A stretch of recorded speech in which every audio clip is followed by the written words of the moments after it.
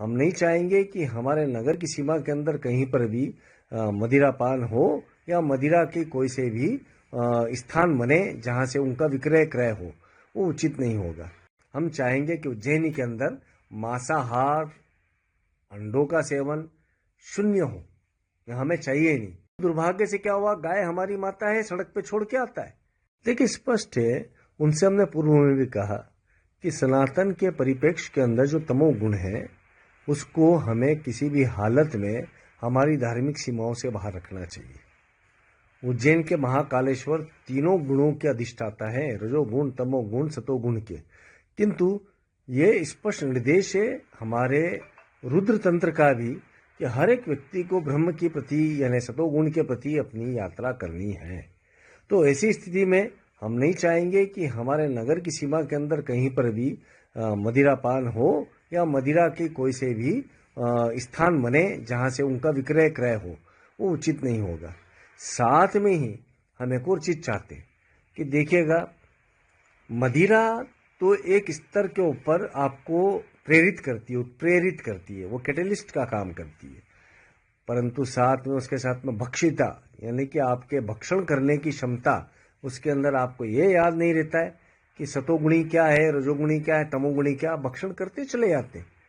तो मदिरा के उत्प्रेरण के अंदर जो भक्षण है वो ज्यादा आपकी वृत्ति और प्रवृत्ति का निर्धारण करता है, जैसा अन्न वैसा मन वाला प्रभाव करता है। हम चाहेंगे कि उज्जैनी के अंदर मांसाहार, अंडों का सेवन शून्य हो, यह हमें चाहिए नहीं, क्योंकि हम चाहते हैं यहाँ का मन उतना ही पावन रहे जो कि विश्व का भाग्य निर्माता बने, यहाँ से निर्धारण करे। और मोहन जी की चिंतन मैं निजी तौर पे जानता हूँ कि बेहद गंभीर चिंतन है। उन्होंने जो निर्णय लिया है, मेरी इस मांग को वो मुश्किल से आप उनको सुनाएंगे तो 24 घंटे के अंदर अंदर स्वीकार कर लेंगे कि मांसाहार और अंडे का भक्षण भी यहाँ पर बंद हो।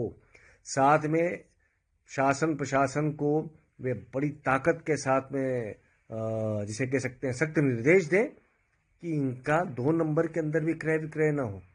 हमको सुधारना है, तो यदि कोई व्यक्ति गलत कार्य कर रहा है तो उसके प्रति सख्ती रखना आवश्यक है।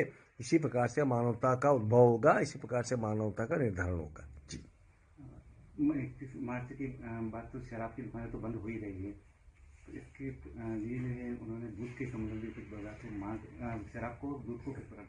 देखिए शुभ सी बात है, डेनमार्क के अंदर यदि मिल्क रिवॉल्यूशन हुआ, श्वेत क्रांति हुई, उसी श्वेत क्रांति का हवाला देते हुए हमारे भारत के अंदर भी की गई। किंतु दुर्भाग्य से क्या हुआ, गाय हमारी माता है, सड़क पे छोड़ के आता है। गायों के जो पालक हैं, जो सेवक हैं, पालक नहीं बोलूंगा, जो गो सेवक हैं, वो लोग जब देखते वो दुधारू नहीं तो सड़क पे छोड़ देते। यदि हम उनका परिपोषण ठीक से करें, गौशालाएं पूरे शहर के अंदर बने, हम हमारे घरों के सामने एक एक स्थान एक एक गाय का रखें, तो हमें अच्छा जिसे कह सकते हैं पोषण भी मिलेगा, साथ में गो संवर्धन भी होगा। तो ये मदिरा पान के ऊपर प्रतिबंध सिर्फ मदिरा पे प्रतिबंध नहीं है, ये गो संवर्धन का भी एक बहुत बड़ा प्रकल्प है जिसको मोहन जी ने अभिव्यक्त किया है। मैं उसका साधुवाद देता हूँ, उनका स्वागत करता हूँ। उन्होंने यही बताया है कि गौ सेवक को अगर गाय घर में रखेंगे तो उसमें भी उसको अनुदान और कुछ सरकारी मदद मिलेगी, इसको भी कैसे देखते हैं आप? देखिए बड़ी सिंपल सी बात बताता हूँ कि गोपालन के अंदर एक गाय से 4,500 प्रकार के उत्पाद निकलते हैं। इस अवेयरनेस की आवश्यकता है, इस जागृति की आवश्यकता है। गोबर के उपयोग क्या है, गौमूत्र के उपयोग क्या है, उनके पास में रहने से उपयोग क्या है। मुझे यदि ब्लड प्रेशर है, यदि मैं गो को पास में रखता हूं तो मेरा बिना दवाई के ब्लड प्रेशर सामान्य होता है। इसके वैज्ञानिक उदाहरण बहुत सारे हैं। तो यह एक स्पष्ट सी बात है कि यदि गो संवर्धन के लिए शासन प्रशासन मदद करता है तो निश्चय ही हमारे शहरी क्षेत्र के अंदर भी आवारा पशु की तरह गोधन को नहीं माना जाएगा।